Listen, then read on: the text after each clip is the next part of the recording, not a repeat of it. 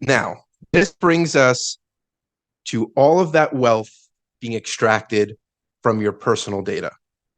And we see a dime for any of that. We just get to log in for free, chat, post some selfies, no big deal.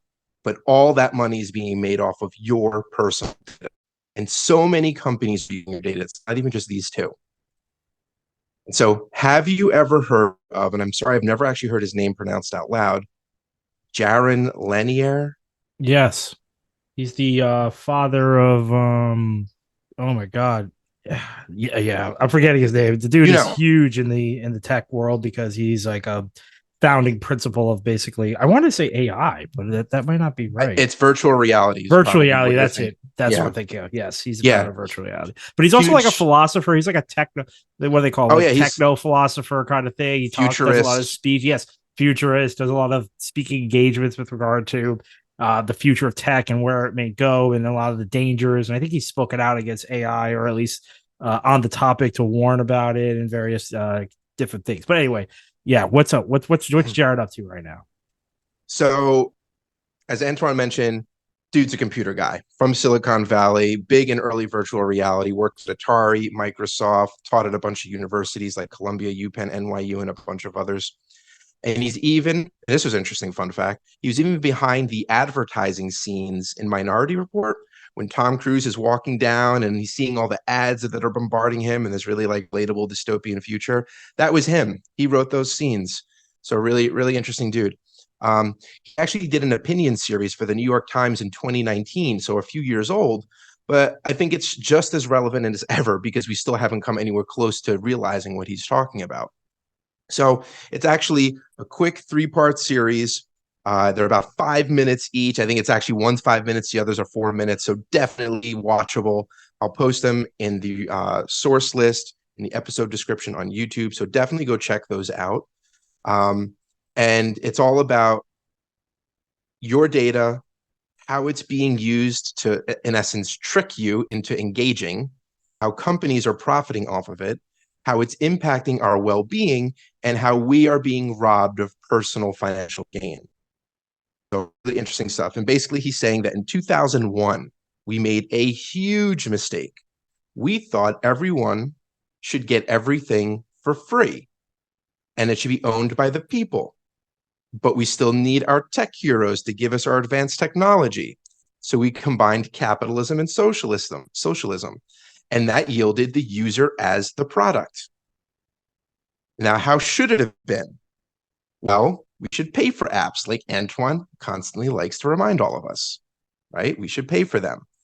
And there also needs to be a free version, similar to like a public library for those that might not be able to afford it, right? So there's that Right, aspect. But that's the provided by the government, just like a public library. That's exactly mhm, right. Yep. exactly, right? Dude's guy's on point. Like he's talking, and it's like I've agreed with him. I mean, I've read a lot of his. I've read a number of his think pieces. I couldn't remember exactly how he got his start, but the guy is he. I don't know if I fully trust his motives, but he definitely speaks for the people and is very much like a sounding board against some of the insanity of our techno overlord type of you know autocracy or what have you that we currently live in, or oligarchy, like this tech oligarch uh, from the industry. And I also wanted to say, what's really funny is I think he's like a world renowned didgeridoo person. Did you know that? Did that come he's a up in your thing? musician as Yeah, well. yes, but I it's didn't one read instrument that he's known the for, and it's a Australian very one. yeah, Yeah, the I think it's a didgeridoo. Yeah. very eccentric instrument, and he is like one of the premier world like players of that instrument. He is like one of the top in the world for playing that instrument. I wanted to say it's a didgeridoo. I could be wrong. I will look that up. But go on. I just wanted to put that out there. That's how I No, just wanted that's to put you guys out there how weird this dude he is really a is. He is a he is a weird he's a dude. renaissance man. Yeah. Yeah.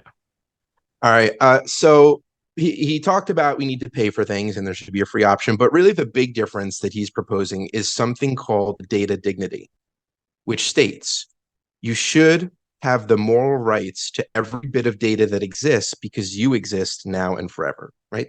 That's his quote. And in a dignified data future, When you post a selfie or reply in a thread, and that data is used to enhance the algorithm to sell you or others products, you will get paid and continue getting paid a royalty as that system uses your data to function and improve over time, right? So there's that part. Then we need to invent a tracking system, which shouldn't be that difficult. And this tracking system tracks where data ends up and how people get paid.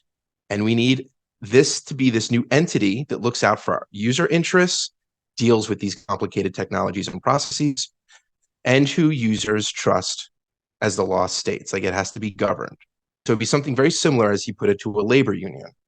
And he calls this entity a MID, a MID, and that stands for a mediator of individual data. And there would be several MIDs, different types, for different types of data. They'd have different types of terms and rules. Some you could get into really easily, some not so easily. They'd have different size populations in them, and they'd have different restrictions. There would be a lot of variety when it comes to these MIDs. But it would be very routine to join them, like picking an insurance that you qualify for, right? The type of data that you're using would get you into these MIDs. It's not like you could just get into all of them. And you would get paid. These MIDs would pay you. And it could be different schemes according to whatever the MID wanted, right? They could be micro payments throughout the year, monthly, maybe a bulk sum at the end of the year, whatever it came to be. But the point is that this would be a stream of income, in a way, almost be a pension for people based on their data. And so you might think, well, I don't generate enough data to make any money, but you might be wrong. And he was part of a paper that was written in the Harvard Business Review. And first, you have to think about the ways that your data is captured. You could have your data captured online. You could have your data captured in the devices that you use. You could have your data captured by your car. Your car is a computer. So much of your data is captured digitally and used to generate profit by a company. And according to that article, the article is stating that a small family benefiting from data dignity could make $20,000 a year from the value of their data. And this will become even more critical as AI continues to evolve. This is crazy. So he's basically he's creating basically a modality towards basic income. That's what this is. He's saying that you, by existing, are allowing people to profit via a capitalist model, and a percentage of that profit which is owed to you. So this is, by the way, guys, if anyone is saying this is America, this is capitalism, this doesn't work, Alaska does this. Because Alaska provides oil to the rest of the nation, every person who lives in Alaska gets a share of that oil, of the oil profits that basically Alaska exports. So it's not like this is crazy socialism, this can't happen, this is capital. This already occurs. This occurs already in the borders of America. We already have a template for a model similar to this. So basically, he's saying that we can do basic income, and this is how you would fund it. You would fund it via this tax, because that's what it is, right? It's going to be a tax on tech companies using you in terms of in terms of profiting themselves, right? So that's essentially what we're talking about here. I think that's how that's how I'm reading it. It could be a tax. It's probably more license. Like, you're licensing your data out. You're saying you can use my data to make money, but I'm getting a cut of it. Sure. However we want to phrase it. Sure. And honestly, like, this will become even more critical as AI continues to evolve. And there will be a time when AI comes for your job in some capacity. It's going to impact what you do. It's just going to continue to be part of society, integrate into our lives. But AI needs data to learn. And a dignified data economy is a great solution for us that allows responsible use of AI in the workforce without losing income. Imagine, okay, I'm going to start to do some of my work or all of it or automate it entirely, but it needs my data. It needs my teaching I need to mentor it in a sense. Well, I'm going to get paid for that. And I'm going to continue to get paid for that as AI continues to perform more complicated and broader tasks. So I encourage everyone to check those 3 to 5 minute videos. As I said, they're going to be in our source. list in our episode description. And if you do check out Threads, let me know, because I'm curious to see what everyone thinks. But I thought It's a wildly the provocative idea. I just don't fair. Here's the problem: we do live in a capitalist society. I don't know what legislation you're going to push forward that is going to take the technocrats out of like. It's going to get the it's not going to get Google. It's going to get Facebook. It's going to get Apple to give you a percentage of these profits as opposed to just funneling it into the CEO's yearly annual bonus that they so well, you rightly, need. not I mean, rightly, you're but saying they covet. I mean, it's like I don't know how do you push something like this through. I'm just saying you need to. I mean, it's got to be a regulation. It's got to be a yeah, law. and it's never going to happen because again, the tech guys are funneling money to the politicians, and the politicians are doing what is best for the tech guys, and what is not best for the tech guys is some sort of egalitarian push towards basically siphoning off percentages of the ultimate profitability of the products and the companies that they run. How on earth can you possibly get that through in that kind of society, in that kind of situation? How on earth how do you see a path forward to get that implemented as some sort of fairness doctrine? Because I mean, there's going to be so much marketing against it. And look, I love you, listener. I wonder I if it's really going to do, and become I more. want to believe you'd vote. I wonder for this, but if it'll. I wonder it'll. most people won't. I don't think they won't understand it. I agree with you in that it seems not far fetched because it. I mean, I want more intelligent people that are in this discipline to debate the issue and to inform the rest of us.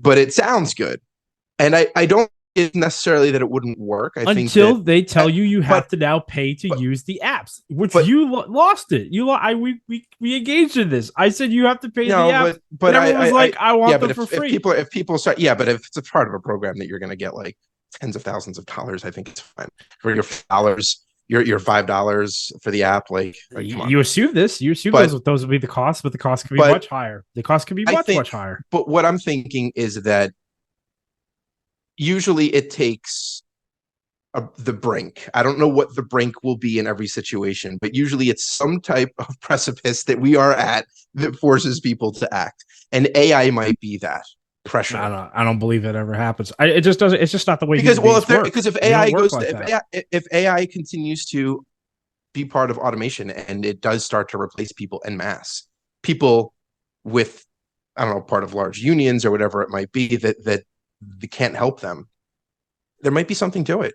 Maybe there might be enough pressure there. I'm just saying it's not like the switchboard operators got some sort of extra payment by being replaced by technology. Yeah, but AI is going to infect in a way. Yeah, it's just gonna be more people out of work and then being told it's your fault. It's not just for phone people. It's not just for bricklayers, lab technicians, or people sitting at office desks. Like I can't think of anything that AI couldn't touch. It's going to touch everything, and it's not going to matter because the marketing and the mythology of if you're down and out, it's your fault. It's so ingrained in the American mindset. Here's the thing: can I see something like this happening possibly in Europe if things got bad enough? Because it's a different culture. It's just a cultural thing. I don't believe Americans could ever be truly pushed to a brink, especially modern Americans. I can't see how it could happen because there is so much love for the captains, the titans of industry. One, there's so much brand loyalty to whether I have an iPhone or I'm an Android user, Samsung, what have you. I love Google Chrome. I love Bing. I love this.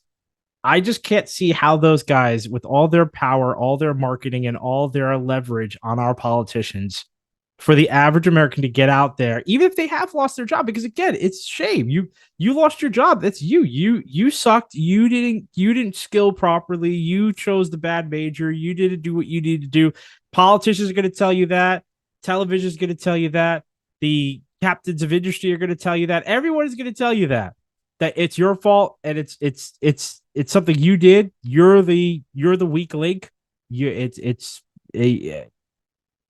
And as a result, there's nothing coming to you. That's all I'm saying.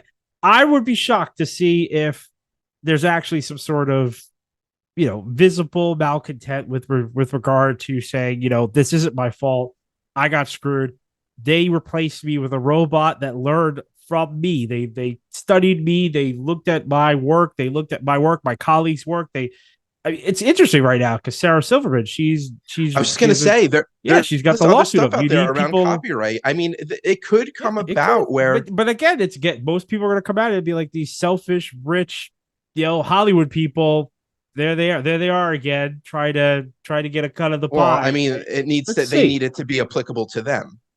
I wish that there was a tipping. That's the human story. No one cares until it's them. Yeah, I wish there's a tipping point, and the fact that Walmart and Amazon could come in and drive out every mom and pop store out of most small towns and most rural communities, and you haven't had a massive backlash against that. I just feel like it's like a wave. It hits you But so that's not hard, but and it's that's not so all but don't consuming. they hire, like that's the thing. It's And like that's what will not, happen here. Exactly. but AI doesn't, but AI replaces it, It it does. It does. Yeah, displaces, it right? displaces, and then you end up doing some sort of medial labor and something that AI has not gotten around to, or is just I mean, not the worth. unemployment rates are going to skyrocket. It's You happened need, before. It's happened before. yeah, but something's got to give. Except there's no rebound from AI. AI only continues to grow. So you'll never have that rebound unless a whole new industry that AI can't participate in is somehow coming about. So these people need an income. I I hope just so. think I hope it's an so. interesting solution. I Usually, what government says is, I "Wow, get what you're we got surplus labor and people that don't have a lot of things to do. They're getting really angry. Let's just send them off to war. Let's reduce these numbers a little bit the so great we can quell. Yeah. move on with our lives." Too cynical. Sorry, listener. Too cynical. I hope it's not like that. I hope that something changes. I'm not sure it can. But it's good that people are sounding the alarm. I love that, and I love that there's literature out there that you could reference, and I hope more people keep talking about it, and then people don't internalize AI replacing them as some sort of internal failure on their part, and really for what it is, which is somebody basically commodifying you. They've used you as a product until you're no longer usable and thrown you away. But And that's so the thing someone should too, pay is for that that. before, AI is only as good as its source material. It's not thinking for itself, and in the way that you may imagine it, where it's totally self-aware. It is drawing from everything that humans have created. So humans, at least as of now, are still needed to create new for AI then to absorb and crunch in incredibly complex ways. So we are still needed. So we really do want to take care of one another. But I totally understand what you're saying, and to your point, this series was from 2019. Nothing's happened with this since, except AI actually just getting more powerful. But we Right. haven't seen anything around it. Yeah. Now, once it becomes more broadly used, I mean, now there's a big craze for businesses and people to figure out how to wield this new tool. I think it needs to mature a little bit and settle and become more of a norm and more routine. We might see something, but who knows?